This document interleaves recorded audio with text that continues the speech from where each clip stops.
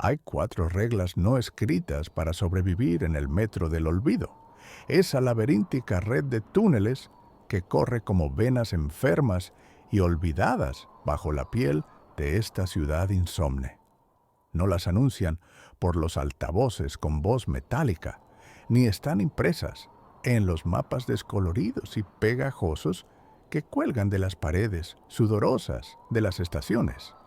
Son un conocimiento prohibido, una sabiduría oscura transmitida en susurros entre los pocos que hemos visto la verdadera cara de este lugar. Me llamo Leo. Tengo 28 años, aunque siento que he vivido varios siglos en estos túneles. Mi trabajo tiene un nombre oficial y anodino en los registros de la Compañía Metropolitana: técnico de mantenimiento nocturno de vías. Pero entre la hermandad silenciosa de los que sabemos, mi puesto tiene otro nombre, uno más honesto y terrible: recuperador. Porque en este sistema subterráneo no solo se transportan personas de un punto a otro, se transportan cosas. Y a veces, en el tránsito entre la luz de una estación y la siguiente, esas cosas se pierden o son perturbadas. Mi trabajo es asegurarme de que el sistema siga funcionando, de que el olvido reciba lo que le corresponde. No elegí esta vida. Esta vida me reclamó una noche lluviosa de noviembre, hace exactamente 10 años. Tenía 18 años. Era un chico lleno de planes estúpidos y sueños baratos, y viajaba con mi hermana pequeña, Sofía. Ella tenía 7 años, 2 coletas y una risa que podía hacer que las luces del vagón parecieran más brillantes. Se le cayó su muñeca, una de trapo con un vestido azul y ojos de botón, debajo del asiento. El tren, un modelo antiguo de la línea 6, frenó con un chirrido agónico y se detuvo en la más profunda oscuridad, en el largo y silencioso tramo entre la estación central y la estación del parque. El protocolo no escrito, el instinto primario que todo viajero habitual de esta ciudad desarrolla, era no moverse, no hacer ruido, no mirar por las ventanas, simplemente esperar a que el tren reanudara su marcha. Pero Sofía lloraba, un llanto desconsolado que rompía el silencio tenso del vagón, y yo, su hermano mayor, su protector, cometí el pecado original de este inframundo.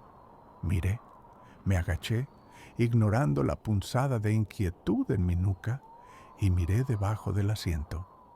No vi la muñeca. En su lugar, sobre el suelo sucio, había una pequeña caja de madera oscura, pulida por el tiempo y atada con una cuerda de cuero áspero. No pertenecía a nadie a bordo. Estaba esperando. No la toqué, solo la miré durante un segundo. Pero mirar fue suficiente. Mirar es reclamar. Cuando volví a levantarme, el tren ya se movía con una sacudida, pero el vagón estaba diferente, más frío. El aire era más denso y Sofía ya no estaba. Simplemente se había ido. Ni un sonido, ni un grito. El asiento a mi lado estaba vacío, como si nunca se hubiera sentado nadie. La gente a mi alrededor, las mismas caras que la habían visto reír hacía un minuto, ahora me miraban con extrañeza cuando empecé a gritar su nombre. No recordaban haberla visto. En las grabaciones de las cámaras de seguridad de la estación, yo había entrado solo. Así es como funciona el olvido.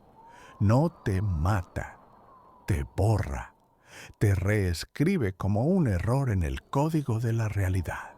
Pasé un año entero en un infierno personal, buscándola, gritando su nombre en una ciudad que la había olvidado por completo. Mis padres me miraban con una mezcla de pena y miedo. Los psicólogos hablaban de un trauma, de un episodio psicótico. Me convertí en un fantasma persiguiendo a otro.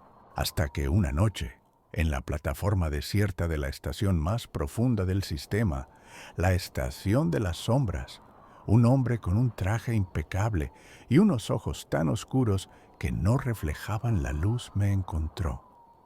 No me ofreció consuelo ni ayuda. Me ofreció un trabajo.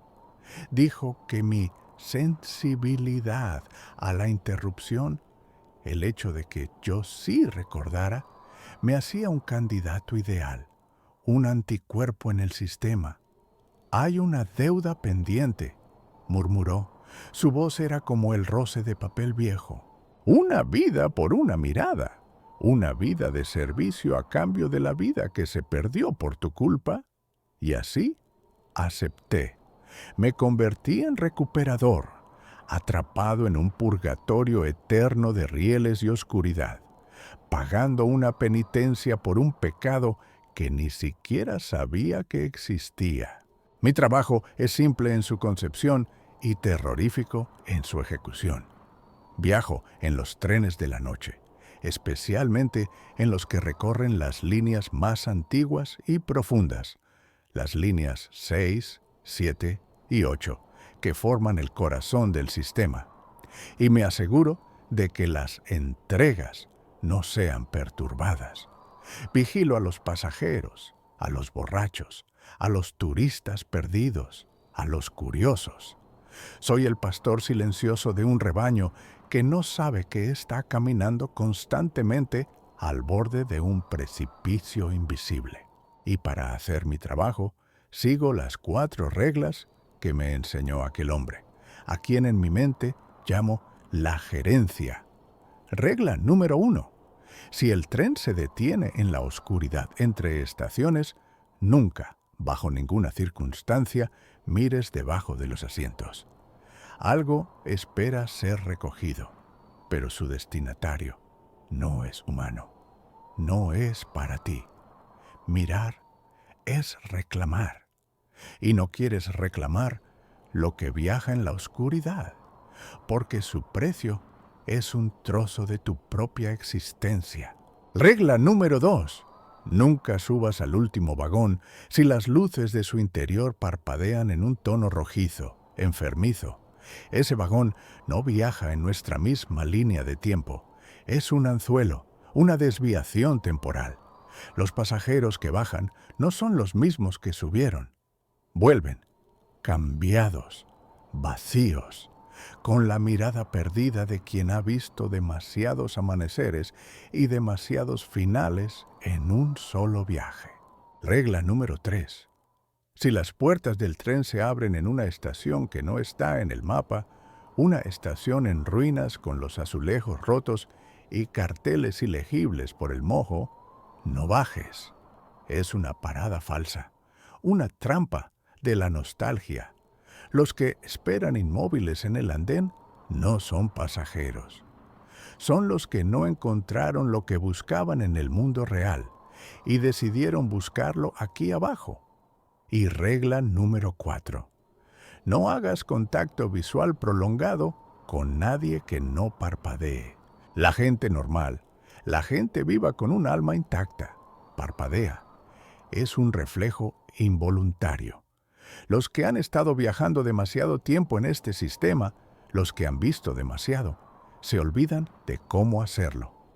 Ya no son personas, son ecos que repiten su último viaje una y otra vez.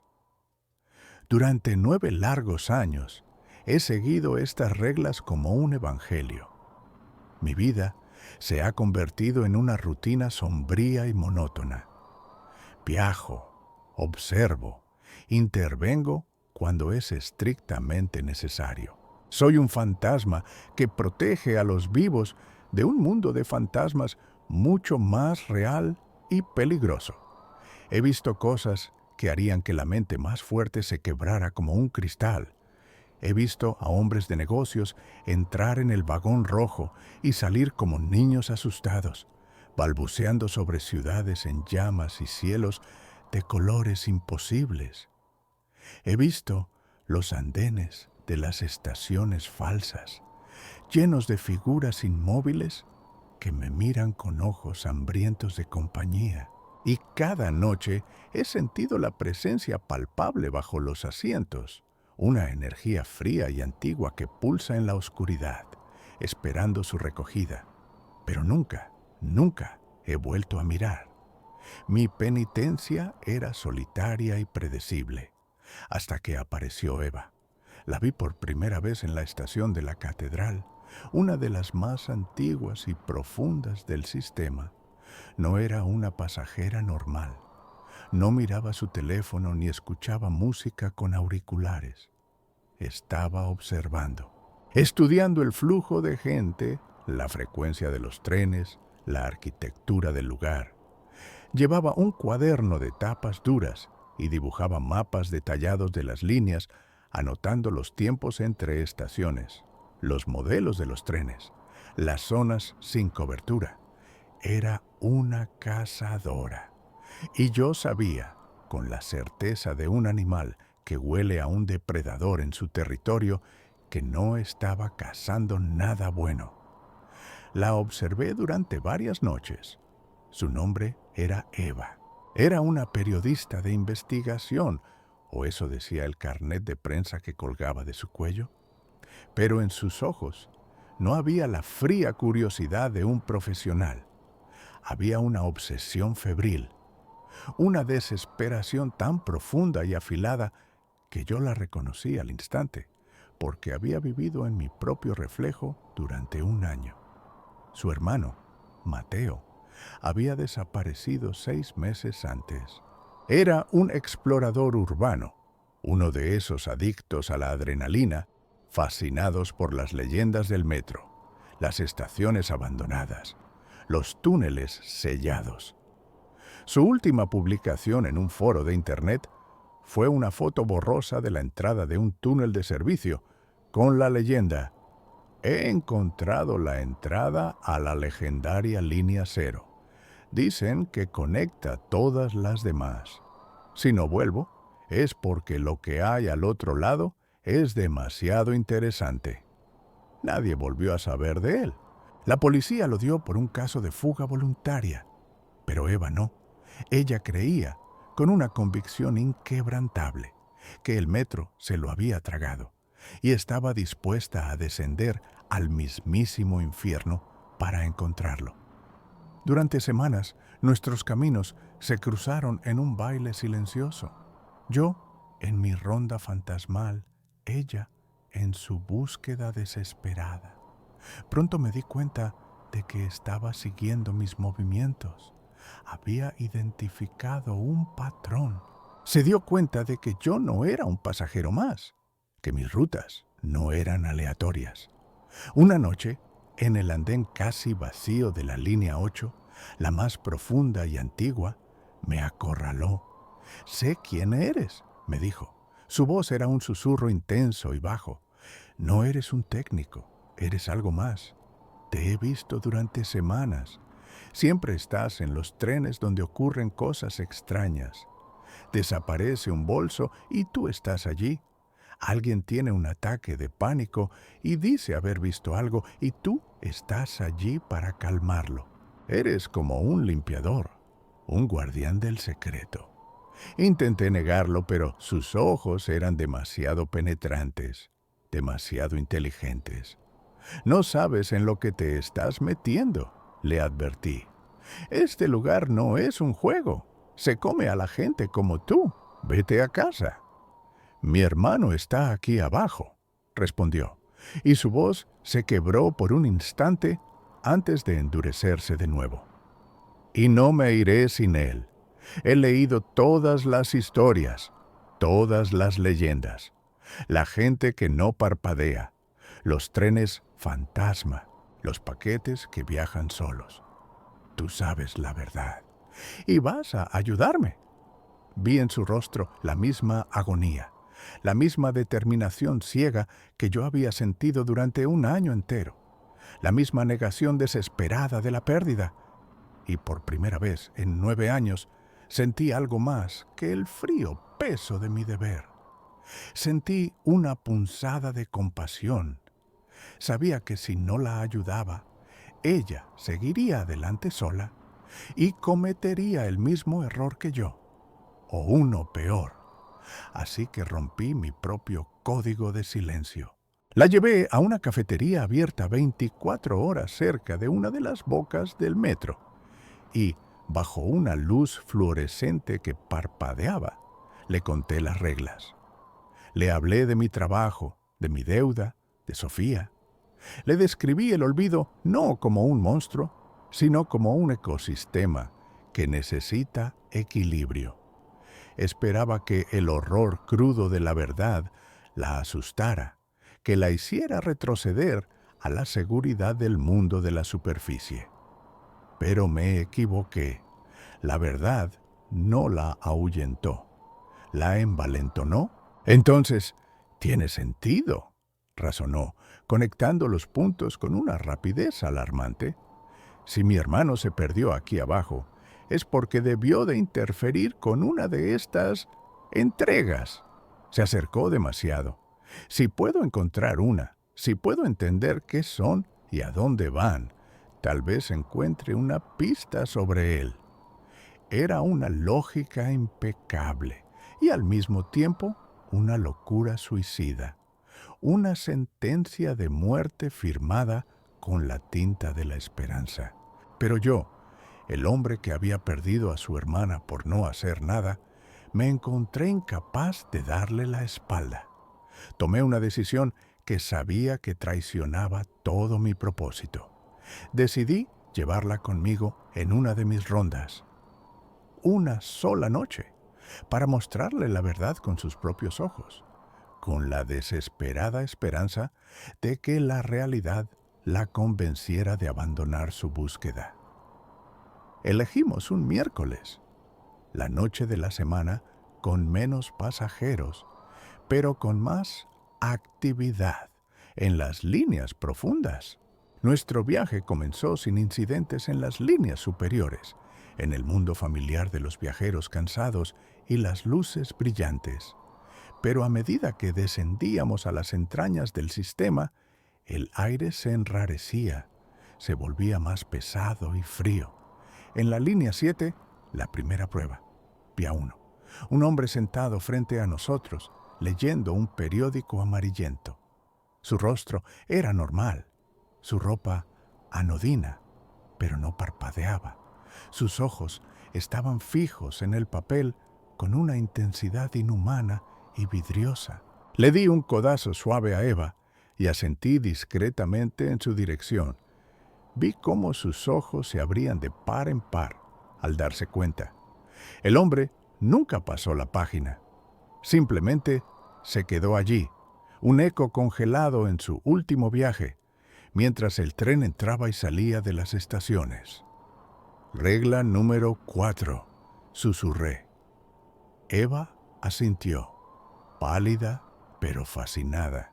Más tarde, mientras esperábamos un transbordo en una plataforma cavernosa y húmeda de la línea 8, las luces del último vagón del tren que llegaba comenzaron a parpadear en un rojo enfermo y pulsante. Regla número 2, susurré, tirando de Eva hacia atrás con fuerza, lejos del borde del andén. Las puertas de ese vagón se abrieron con un siseo que sonó como una exhalación de dolor. Dentro, la luz roja teñía a los pocos pasajeros. Sus rostros eran máscaras de agonía y éxtasis, sus cuerpos retorciéndose lentamente como si estuvieran en medio de un sueño febril.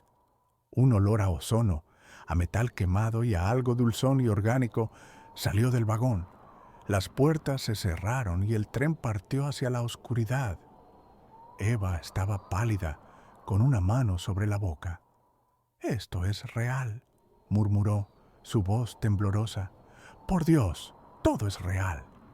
«Te lo advertí», respondí. «Vámonos, ya has visto suficiente». Pero ella negó con la cabeza, su determinación regresando como una fiebre. «No, Mateo pasó por esto. Tengo que seguir. Estoy más cerca que nunca». Subimos al siguiente tren de la línea 6, uno de los modelos más viejos. de los que todavía tienen asientos de vinilo naranja agrietado y un olor permanente a metal, humedad y décadas de desesperación silenciosa. Y entonces, en el largo túnel antes de la estación abandonada de San Lázaro, sucedió. El tren frenó con un chirrido agudo que me erizó el vello de la nuca y se detuvo por completo. Las luces parpadearon violentamente y luego se estabilizaron en un brillo amarillento y débil. Silencio total. Solo el zumbido bajo de la energía auxiliar del tren. Estábamos suspendidos en una oscuridad absoluta, una burbuja de tiempo y espacio entre dos puntos conocidos. El momento que siempre temía, el momento de la entrega. No te muevas, le susurré a Eva, agarrando su brazo. Y pase lo que pase, por el amor de Dios, no mires abajo. Podía sentirlo, la presencia, el frío que emanaba del suelo del vagón, concentrándose debajo de los asientos. Era más fuerte que nunca. El aire se volvió pesado, difícil de respirar, como si estuviera cargado de electricidad estática. Los otros pocos pasajeros en nuestro vagón, una anciana dormitando, un joven con auriculares, parecían no darse cuenta. Pero la experiencia me había enseñado que la ignorancia era solo un velo que se rasgaría en el momento más inoportuno. Eva estaba tensa como un resorte. Su cuerpo vibraba de miedo y anticipación. Sus ojos recorrían el vagón, buscando algo, cualquier cosa. Entonces, su mirada se posó en el suelo, a unos asientos de distancia de nosotros. Había algo allí, no debajo del asiento, sino junto a la pata. Un pequeño trozo de papel doblado. «Leo», susurró, señalando con la barbilla. «Mira», era una nota, y en ella, incluso a esa distancia, reconocí la letra desordenada y angulosa de las publicaciones que Mateo hacía en los foros. Era una trampa demasiado perfecta, diseñada para la desesperación de una hermana. «No», le ordené. Mi voz era un siseo. «Es cebo, es para ti, para que te muevas, para que rompas la regla, para que mires». Pero ella ya no me escuchaba. El dolor y la esperanza son una combinación demasiado potente, una droga que anula la razón. Se soltó de mi agarre con una fuerza sorprendente y antes de que pudiera detenerla, se lanzó hacia la nota. La recogió del suelo sucio, la desdobló con manos temblorosas. Pude ver una sola palabra escrita en mayúsculas: «Abajo». Y ella obedeció. Se arrodilló y con un movimiento rápido y desesperado miró debajo del asiento junto al que estaba la nota. En ese instante rompí la primera regla por segunda vez en mi vida. No por curiosidad, por un instinto protector que llevaba 10 años dormido. Grité su nombre y me lancé hacia ella, tratando de apartarla, de interponerme entre sus ojos y lo prohibido. Pero fue demasiado tarde. Mi mirada siguió la suya por una fracción de segundo fatal. Y vi, no era una caja de madera como la de aquella noche. Era algo diferente. Parecía un maletín de médico, pero estaba hecho de un material que no era cuero ni metal. Era de un color pálido, casi como el hueso pulido, y parecía latir con una luz interna muy débil y enfermiza. Y en la cerradura no había un ojo de cerradura para una llave. Había una huella dactilar grabada a fuego en el material, brillando suavemente con una luz azulada, la huella dactilar de Mateo. Eva soltó un grito ahogado, un sonido de comprensión y horror, y se echó hacia atrás, cayendo al suelo. Pero el daño ya estaba hecho. Mirar es reclamar. El frío en el vagón se intensificó 10 veces, de golpe. Las luces se apagaron por completo, sumergiéndonos en una oscuridad absoluta y helada. Y entonces escuché el sonido, un sonido que no había oído en 10 largos años, un susurro seco y reptante, como hojas muertas arrastradas por un viento inexistente que venía de ambos extremos del vagón al mismo tiempo. Encendí la linterna de alta potencia que siempre llevo enganchada al cinturón. El haz de luz cortó la oscuridad como un bisturí, y allí estaban los recogedores. No son monstruos en el sentido clásico, son peores. Son figuras altas y anormalmente delgadas, vestidas con trajes de trabajo de operario del metro. Pero los trajes están raídos, descoloridos por décadas de uso. Sus rostros están siempre en la más profunda sombra, ocultos bajo gorras viejas y sucias, pero no necesitas ver sus caras para sentir su propósito frío y absoluto. Se mueven con una lentidez deliberada y antinatural, sin hacer el más mínimo ruido, deslizándose sobre el suelo. No caminan, fluyen, y en sus manos huesudas llevan herramientas, llaves inglesas, palancas, martillos, pero las herramientas están cubiertas de un óxido que parece casi orgánico, y no las llevan como trabajadores, las llevan como instrumentos quirúrgicos.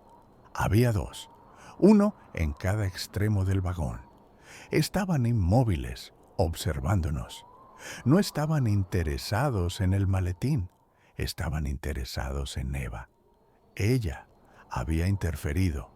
Ella era ahora la anomalía que había que limpiar del sistema. «Tenemos que salir de aquí», jadeó Eva, arrastrándose hacia mí por el suelo.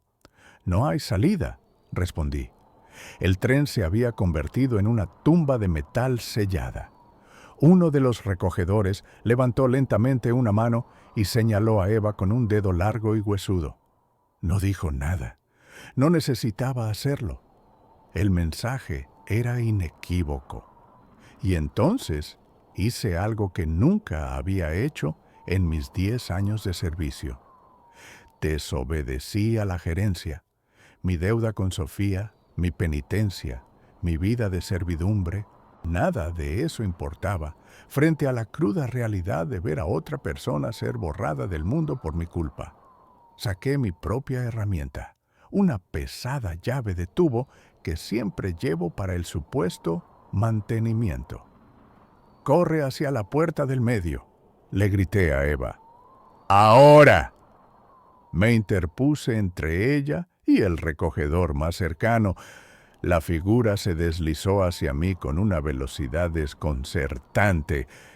Balanceé la llave de tubo con toda la fuerza de mi desesperación.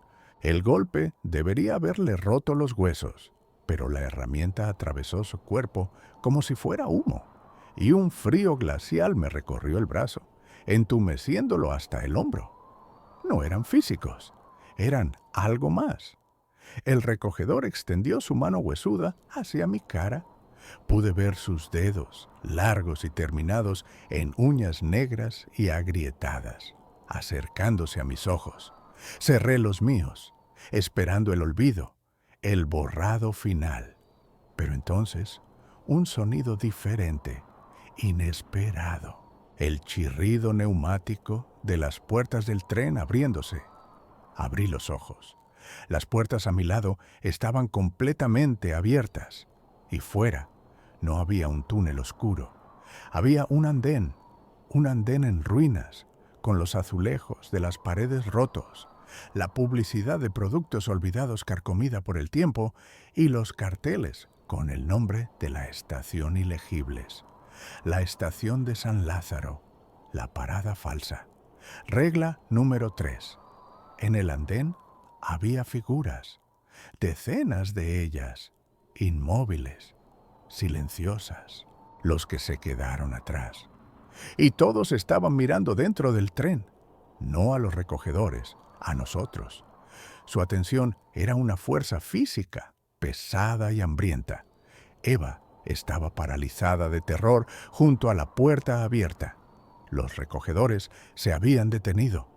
Por primera vez, sentí algo en ellos además de propósito: confusión. La apertura de las puertas en la estación falsa no era parte de su protocolo. Su jurisdicción terminaba en el interior del tren. Y entonces, en un instante de claridad helada, lo entendí. El sistema tenía reglas, y las reglas a veces entraban en conflicto, creando fallos, grietas en la realidad. El reclamo de los recogedores sobre Eva estaba siendo desafiado por el reclamo de la estación sobre cualquier alma viva que se asomara a su dominio. Era un punto muerto, una falla en el sistema y una oportunidad. Nuestra única oportunidad. Eva, mírame, le dije, mi voz baja, urgente, tratando de penetrar su velo de terror. Recuerda la regla número 4, no parpadean. Los del andén no parpadeaban. Los recogedores tampoco. Eran dos partes diferentes del mismo sistema infernal. Dos tipos distintos de depredadores. Tenemos que elegir, le dije, obligándola a mirarme a los ojos. Ellos, señalé con la cabeza a los recogedores, te borrarán, te convertirán en nada, en un recuerdo que solo yo tendré.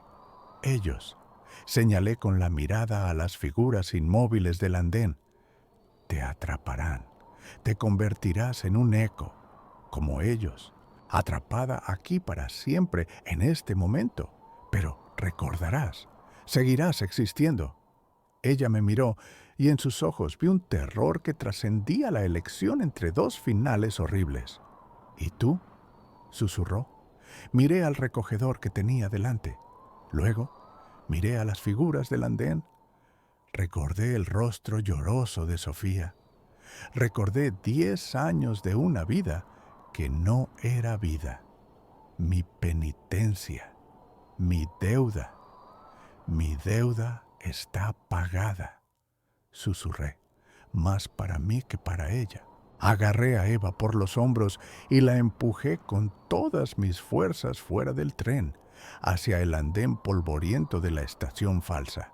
¡No!, gritó ella mientras caía sobre el andén, su grito resonando en el silencio cavernoso de la estación. Las figuras del andén se movieron no hacia ella de forma agresiva, sino rodeándola lentamente, como si la estuvieran acogiendo en su comunidad silenciosa. Ella no era una pasajera que bajaba por error. Era una ofrenda, un intercambio. Me volví hacia los recogedores, que ahora centraban toda su atención vacía en mí. La puerta del tren se cerró con un siseo definitivo. Ahora estaba solo con ellos. El punto muerto se había roto. La estación tenía su premio. Y ellos tenían el suyo. Yo, el recuperador que se había revelado. El que había orquestado la interferencia. El recogedor más cercano levantó su mano de nuevo. Esta vez no sentí miedo, solo un cansancio infinito, una sensación de finalidad. Y en la oscuridad insondable bajo su gorra, por un instante fugaz y desgarrador, creí ver los ojos tristes de mi hermana Sofía, mirándome con una mezcla de tristeza y gratitud. O tal vez solo era el reflejo de las luces de emergencia en mis propias lágrimas. El tren comenzó a moverse de nuevo, adentrándose en la oscuridad del túnel. Y mientras lo hacía, yo dejé de ser Leo. Sentí cómo me desvanecía, cómo mis recuerdos se volvían borrosos, cómo mi propia historia era arrancada de las páginas de la realidad. Mi último pensamiento consciente no fue de arrepentimiento, fue la extraña y amarga satisfacción de haber roto finalmente todas las reglas y haberle dado a alguien, aunque fuera a una extraña, la oportunidad de seguir existiendo. No sé qué fue de Eva. Tal vez siga en el andén de San Lázaro, un eco más en la colección de almas perdidas, esperando eternamente un tren que nunca la llevará a casa. O tal vez, al ser una ofrenda y no una pasajera perdida, encontró una salida diferente, una grieta en el sistema que yo nunca conocí. Tal vez ahora es ella la que viaja por los túneles, con un cuaderno lleno de reglas y un nuevo y terrible propósito. Porque así funciona el olvido. Siempre necesita un guardián. Siempre hay una deuda que pagar. Y a veces, la única forma de pagar una deuda es crear una nueva. Suscríbete al canal, porque la próxima vez exploraremos un lugar donde el silencio es la regla más importante para sobrevivir. Un lugar donde un solo sonido puede costarte el alma y condenarte a una eternidad de compañía no deseada. Si la sirena suena a medianoche en medio del bosque, no corras. Algo espera compañía. Y en ese bosque, la soledad es un depredador con una paciencia infinita. Y los árboles tienen oídos para escuchar tus pasos y tu miedo.